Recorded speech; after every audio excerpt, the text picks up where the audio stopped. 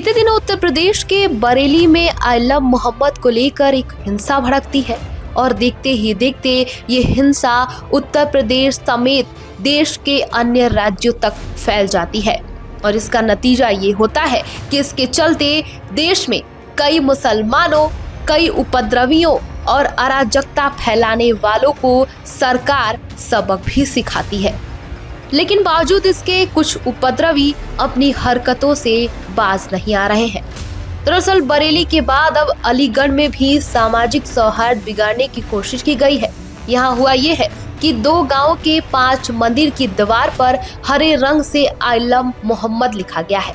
सभी मंदिर 2 किलोमीटर के क्षेत्र में बताए जा रहे हैं। सुबह पूजा करने पहुंचे लोगों ने जब ये नजारा देखा तो लोग आग बबूला हो गए और हिंदू संगठनों ने मंदिर पर पहुंचकर अपनी नाराजगी जाहिर की है।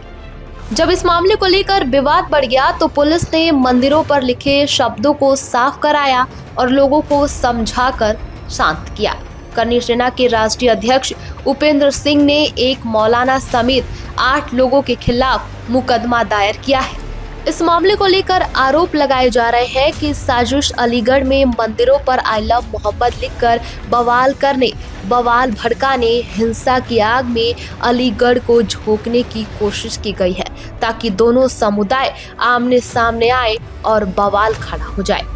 दंगाइयों को लेकर योगी आदित्यनाथ ने सीधे तौर पर चेतावनी दी है। बावजूद इसके इस कदर हरकतें की जा रही हैं और शायद इसीलिए बीते महीनों योगी आदित्यनाथ ने खुली चेतावनी देते हुए कहा था कि अगर कोई आपके गांव में, आपके कस्बे में, आपके मोहल्ले में, आपके अगल बगल के क्षेत्र में भय और दहशत का माहौल पैदा कर रहा है, पहले उसको रोको, उसको समझाओ। अगर नहीं मानता है तो प्रशासन को बताओ, प्रशासन अपने आप ही उसको ठोकने का कार्य कर देगा। मुख्यमंत्री ने खुला चैलेंज देते हुए कहा था कि आपको उसमें चिंता करने की बात नहीं है, आप चुपचाप बताइए, बाकी का इलाज हम स्वयं कर लेंगे। हमें लव जिहाद और धर्मांतरण जैसे राष्ट्र विरोधी गतिविधियों के प्रति सतर्क रहना होगा और गौ तस्करी, गौकशी करने वाले तथ्यों के खिलाफ सतर्क रहना होगा।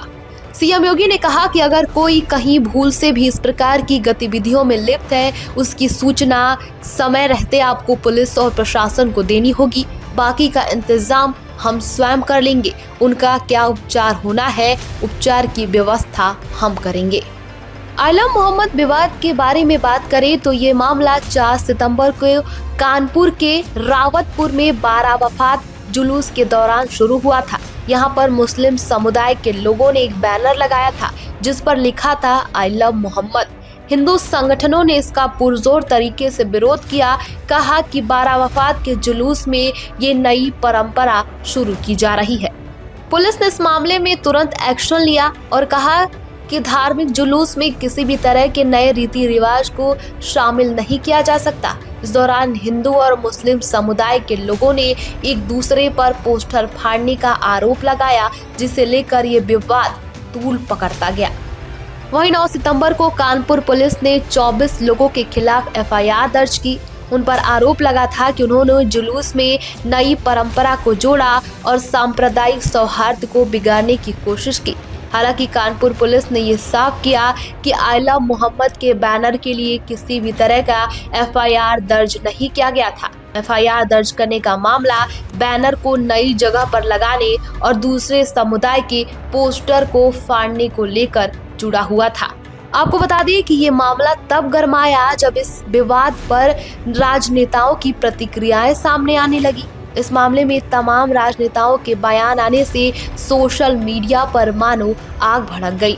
इस पर एआईएमआईएम के प्रमुख असदुद्दीन ओवैसी ने कहा कि आलम मोहम्मद कहना कोई अपराध तो नहीं है। समाजवादी पार्टी के नेताओं ने कहा कि अभिव्यक्ति की आजादी का मुद्दा है, जबकि भारतीय जनता पार्टी के नेताओं ने कहा कि पुलिस या कानून व्यवस्था को चुनौती देने वालों के खिलाफ कड़ी से कड़ी कार्रवाई की जाएगी।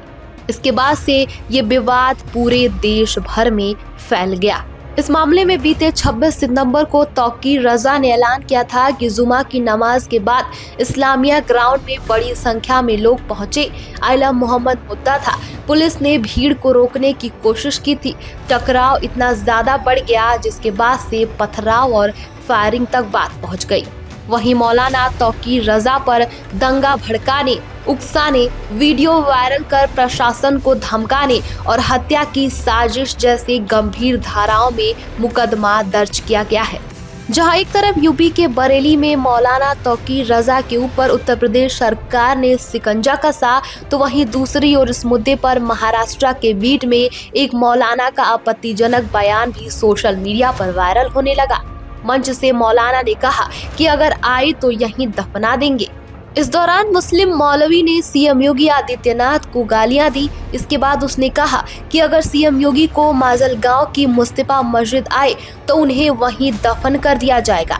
अल्लाह मोहम्मद अभियान उत्तर प्रदेश के कानपुर में पैगंबर मोहम्मद के जन्मदिन के उपलक्ष्य में मनाए जाने वाले 12 वफात समारोह के दौरान शुरू हुआ था। ये विवाद सितंबर महीने से शुरू हुआ, लेकिन अभी तक पूरे देश भर में इस विवाद को लेकर आग फैली हुई है।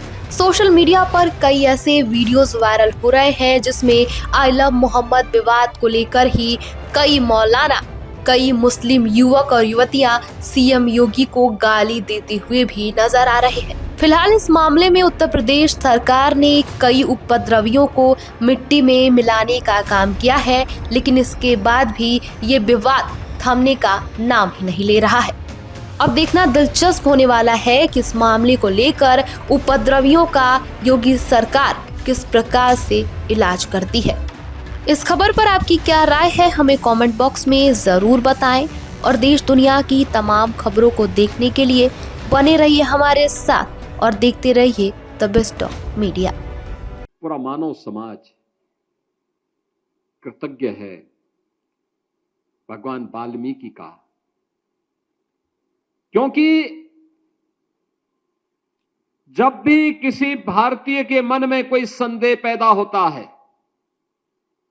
वह किसी भी स्थिति में हो, वह गृहस्थ हो, वह सन्यासी हो, वह छोटा हो, बड़ा हो, किसी भी उम्र का हो, हर परिस्थिति में उसके लिए एक आदर्श महर्षि वाल्मीकि ने सबके सामने रखा और चरित्र रखा राम का, और को उन्होंने मर्यादा पुरुषोत्तम कहा। आप याद करिए, जो लोग श्री राम को गाली देते हैं वे भगवान वाल्मीकि का अपमान करते हैं।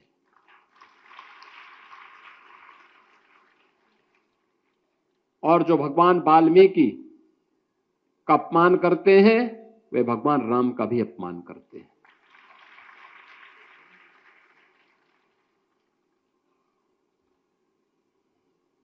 एक ऐसा माध्यम राम के ऐसे चरित्र को उन्होंने दिया जो हर काल, हर देश और हर परिस्थिति में प्रासंगिक है। भाई का भाई के साथ रिश्ता क्या होना चाहिए, पिता और पुत्र के बीच में, मां और पुत्र के बीच में, राजा और प्रजा के बीच में क्या संबंध होने चाहिए, क्या रिश्ते होने चाहिए, यह भाव अगर किसी ने धरा तो मर्यादा पुरुषोत्तम कह करके, यानी पुरुषों में सबसे उत्तम। और वह उत्तम क्यों? क्योंकि उन्होंने एक मर्यादा तय की है हर एक कार्य की। उस मर्यादा